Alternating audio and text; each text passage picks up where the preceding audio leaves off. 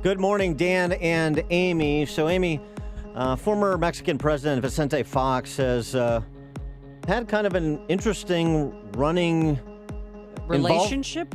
Involvement in the U.S. presidential campaign. And I think it's perfectly appropriate that a former president of a country that has as an important relationship with America and has as much impact on America and vice versa, comment. I don't see any problem with him interjecting himself into the presidential race. But it's the way he's interjected himself that has been the source of some controversy. He started out his initial response to Trump's proposal to build a wall and make Mexico pay for it was this. I declare, I'm not going to pay for that wall. He should pay for it. He's got the money.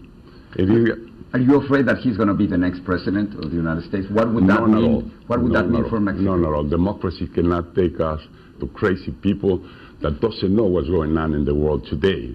And that was before Trump was the presumptive nominee of the Republican Party, of course. And then what happened after he became the presumptive nominee? Well, Vicente Fox kind of walked that comment back in a little bit, extended a bit of a rhetorical olive branch, if you will. Yes, I'm humble enough, as leaders should be, compassionate leader. If I offended you, I'm sorry. But what about the other way around? Well, and then there was, after that apology, there was more public disagreement with Donald Trump and some of the things he was saying about U.S. immigration policy. So where does that relationship stand right now? We're pleased to be joined by former Mexican President Vicente Fox to answer that question. President Fox, thank you for joining us. Appreciate it. No, a pleasure, and a great saludo to all my paisanos from the Chicago, Illinois area. I have many friends. Many of them came from my own farm back here in Guanajuato. They migrated a long time ago. They've been there for a couple of generations, and I'm very proud of them. They're hardworking people, loyal people. So, buen dia, paisanos. And by the way, just as a quick cultural aside, the mummies of Guanajuato, they made their way through the Chicagoland area, this incredible exhibit, the famous mummies of Guanajuato, just a couple of years ago. I remember that. Yes, they are resting in peace right there in the city of Guanajuato, which is a human heritage city of United Nations.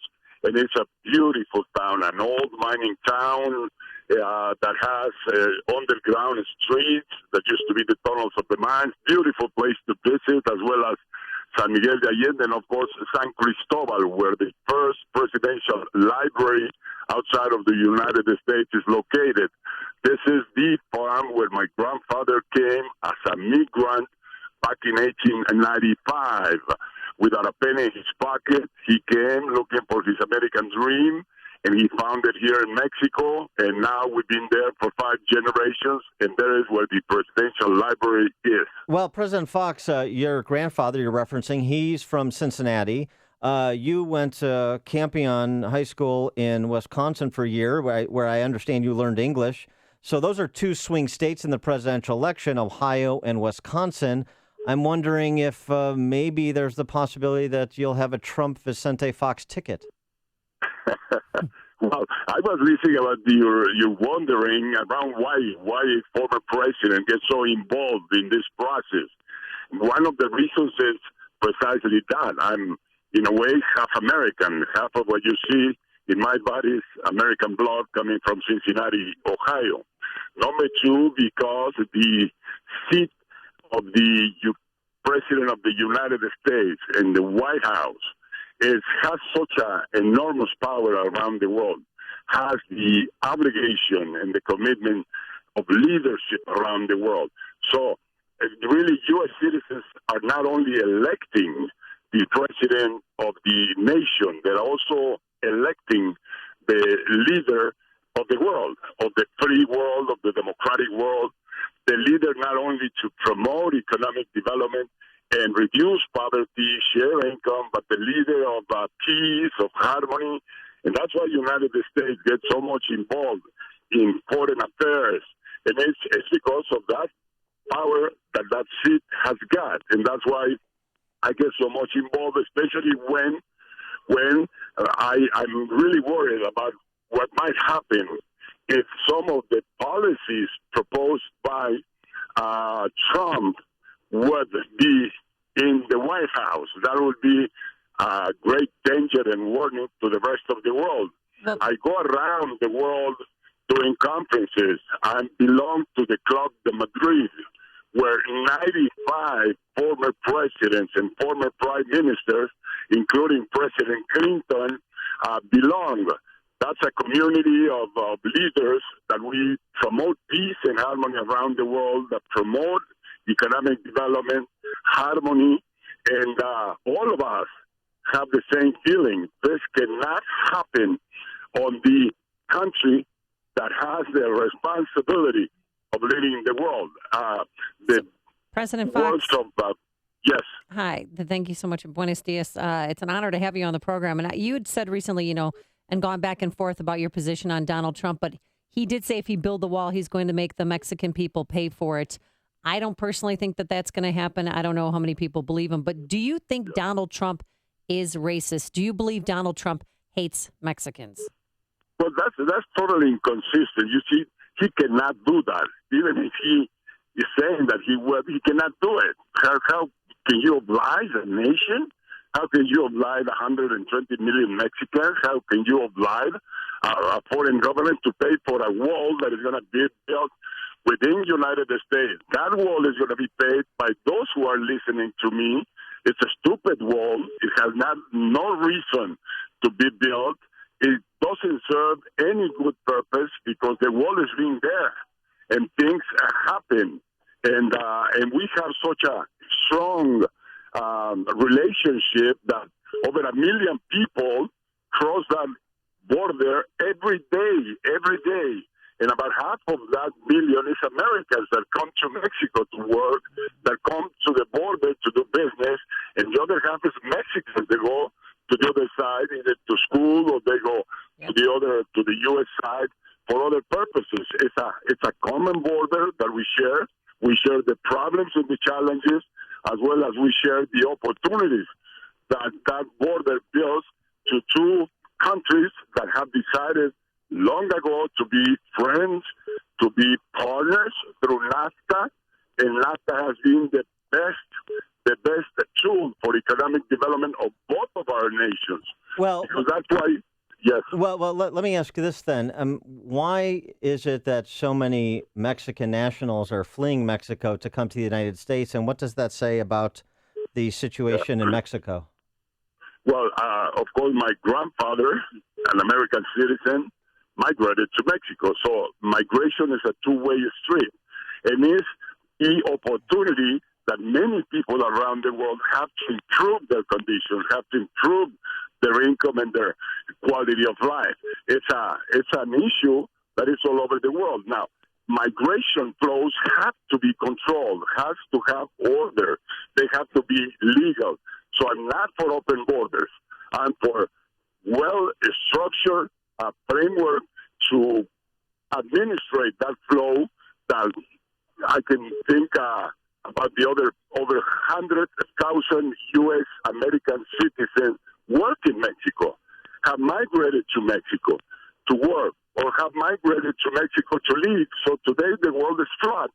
And not understanding that shows that Trump is very ignorant of what's going on around the world. Well, but if you believe if you don't believe in open borders and you believe there should be some regulation so people know who's coming into this country and people should be in whichever country they're in legally, then do you have any issue with what Trump has said and others have said that people that are here illegally, whether it's overstaying a visa or illegally coming across the border, those people should be deported, not assimilated, and not provided benefits? Yes, both nations have been very, very active on this issue. Number one, President Bush administration and President Fox administration worked together to put together the bill that today is still sitting in Congress of the United States and has not processed it. That bill in relation to migration was prepared by Senator Kennedy and Senator McCain, a bipartisan formula that introduced that bill into U.S. Congress around year 2003. And it's been sitting there without being processed. In that bill is precisely the answer about ordering the flows in the border, about solutions for those 10 or 11 million Mexicans that they say that are there in the United States. I can assure you that most of them, the large majority of them, do have a job, and somebody's hiring them, and somebody's paying them for their very fruitful, honest, and diligent work. Well, now, but President Fox, lately, if I could just interject, President Fox, I mean, yes. when you were president of Mexico, you provided only legal residency to a small percentage of Guatemalans who had entered Mexico illegally. But you're advocating in terms of, you're talking about the legislation, the Gang of Eight legislation. Yeah. You're advocating that the United States provide amnesty for essentially everybody who is here illegally at present. Did you see any distinction between those two? That's the second point. Point number one, the solution is sitting in U.S. Congress, and it's a solution for both of us, for Mexico, for United States. Out of that bill, there are commitments to Mexico that we have to comply with to create the jobs, to create the opportunities in Mexico. And we've been working on that. As far as today, the flow has reversed. Now there are many more Mexicans coming back from United States to Mexico, back to their families, back to work here in Mexico, because now we have the opportunities.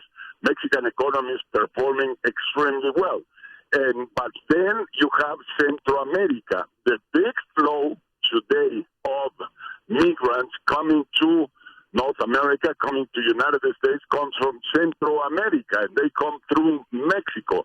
We're trying to do our best to withhold them with humanitarian programs and getting them and sending them back. But the flow is too intense. At the very end, it's an economic problem. Let me tell you, NAFTA, and this is the third point. When NAFTA started 25 years ago, the difference, the gap between income for a person working in the U.S. side of the border or the Mexican side was a 10-to-1 difference. So you will learn to swim, cross the Bravo River, and you move your salary, your income from $1 to $10. Who is not going to move up without such a strong incentive? Now, NAFTA has performed extremely well, because today that gap is 5-to-1, 25 years after. So it's being reduced, and I am sure if we keep working like we're doing, United States and Mexico as partners, as North America, that gap in the next generation, the next 20, 25 years, it will be a 1-to-1, just like it is on the Canadian border. So we are working, we're moving ahead. So coming up with this crazy ideas of walls and not understanding that we are partners through NAFTA, trying to impose taxation to imports of United States like Trump is proposing, that is killing the opportunities, the future opportunities of the U.S. economy. But it's wait really going to get worse. But President Fox, I don't understand why there's such obsession with a wall or some other barrier at the border to protect the integrity of the border. You said you're not an open borders guy. Nations should be able to protect their borders. There's reason to do that. And if you have a legal regime that provided for legal immigration, as you also suggest, then why is there such obsession with a wall or any other barrier between Mexico, a physical barrier between Mexico and the United States? No. My claim is the wall is not the answer. We have to do other things to bring that order and to have very well-regulated border activities. But that's precisely done through the bill that is in Congress, through the law, and through economic measures. If Trump decides to go a trade war with Mexico, imagine what that will produce. Number one, to United States, because you would have to pay for your Volkswagen or for your Ford little car in the United States 40% more than what you're paying for that car today. Right. So President, it's incredible. President Fox, I don't mean to interrupt. I appreciate it. I get the trade war piece of it. Thanks so much for joining us. Appreciate your time and your input, and hope to speak with you again as the campaign rolls on this fall. Pleasure. Thank you very much. Paisanos, I'm with you all the way. Keep going. Keep working hard. Keep being Americans. Keep being U.S. citizens. And keep being Mexican citizens and Mexican culture. I'm with you. Thank you, Vicente Fox. And he joined us on our turnkey.pro answer line.